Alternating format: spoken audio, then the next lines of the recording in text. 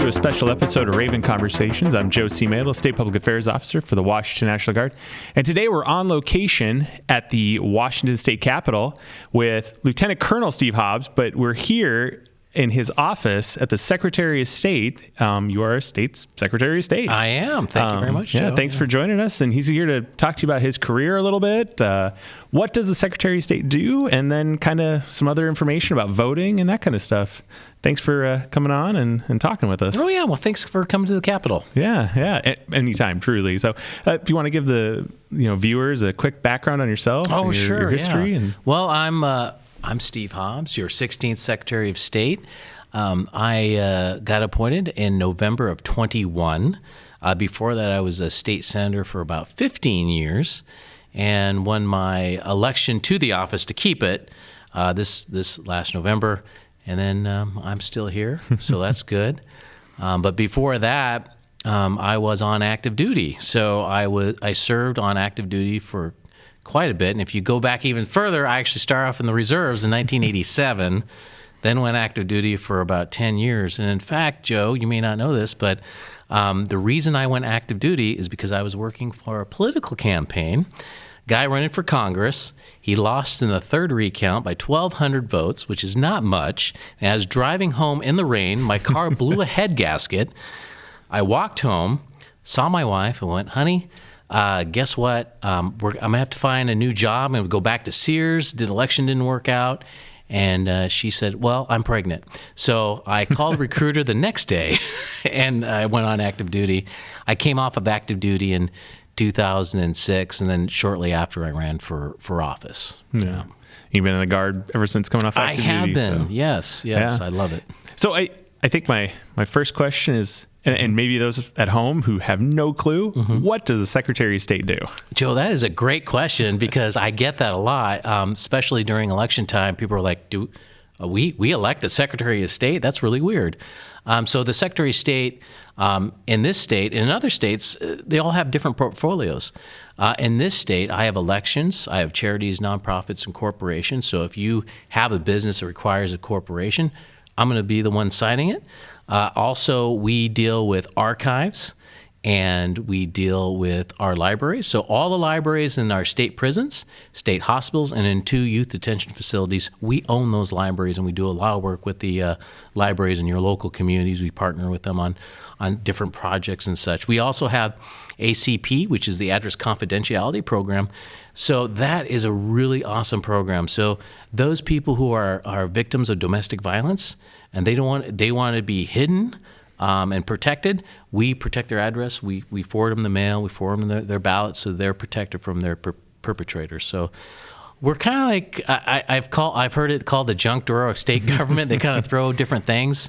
So each state is a little different, but that's the portfolio of our state. Yeah. So prior to becoming Secretary of State or being appointed, you were the senator for the 44th District, which is, I'm going to probably butcher this, but Lake Stevens, is it Snohomish, just north Snohomish? Yeah, so it's southeast Marysville, Lake Stevens, Snohomish, and Mill Creek. So how did you decide, you came off active duty, how did you decide, hey, I'm going to run for political office? So when I came off active duty, I did have a job at the University of Washington, very temporary. I was there for a little while, and when you're on active duty or you're in the military, and by the way, I had complete break. I actually had not joined the Guard at that time. You feel like when you're on military duty, deployment, you're doing something bigger than your job, if that makes any sense at all.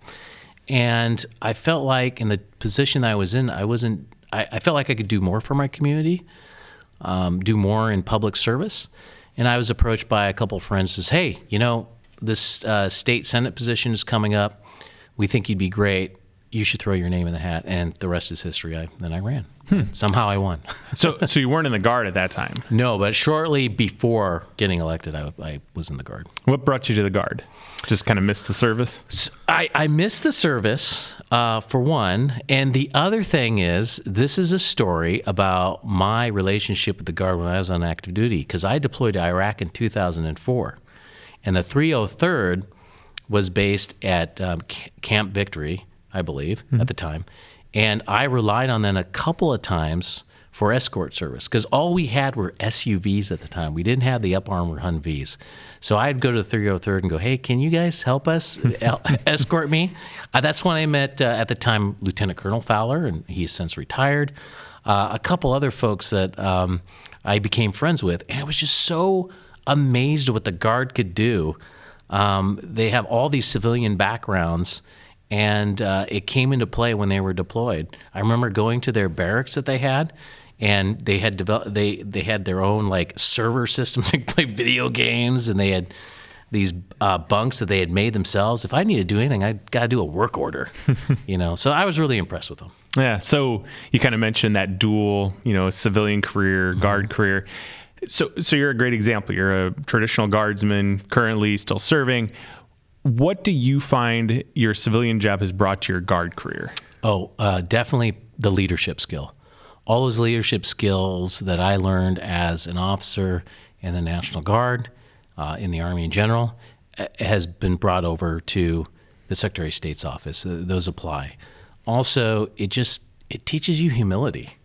I mean, when you're in the Guard, regardless of what civilian employment, and Joe and the listeners know this, and the viewers know this, is like people come from different walks of life, and they become a Guard members. They put on that uniform, and they might be a CEO of a company or a president of their small business. They come in the Guard. They have to answer to people, right? Mm-hmm. I still have to produce a PowerPoint slide or an annex or whatever when I'm there. So I just love that aspect of it, and it's a family atmosphere. Everyone looks out for one another in the Guard. Yeah, I've had the privilege of serving with you for the last few years.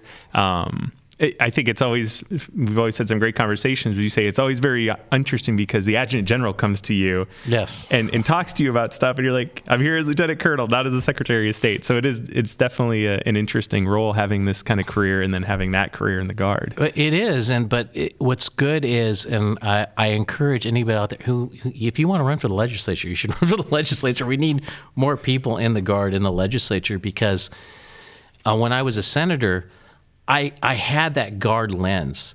That lens when bills would come up, it's like, okay, well, this is great, but how are we going to help the National Guard, who actually fights our fires and answers the call when needed, and we don't have adequate funding. Mm-hmm. So I was able to do things in the Guard to provide for funding, more funding, and provide for more benefits. And it's nice that I had other Guard members who were legislators that I could work across the aisle on, work across chambers to get these bills passed for our folks. Mm-hmm. Yeah, so not just even just running, but you want people out there voting. I mean, that's kind of one of your big focuses as a Secretary of State is voter education and getting people registered to vote. Can you kind of talk about that? Absolutely. Your vote does count. I know that sounds very cliche, but it's true. I mean, I've seen so many elections decided by just a few votes. I had a friend of mine, a state senator in a tight race, won by only 52 votes, right?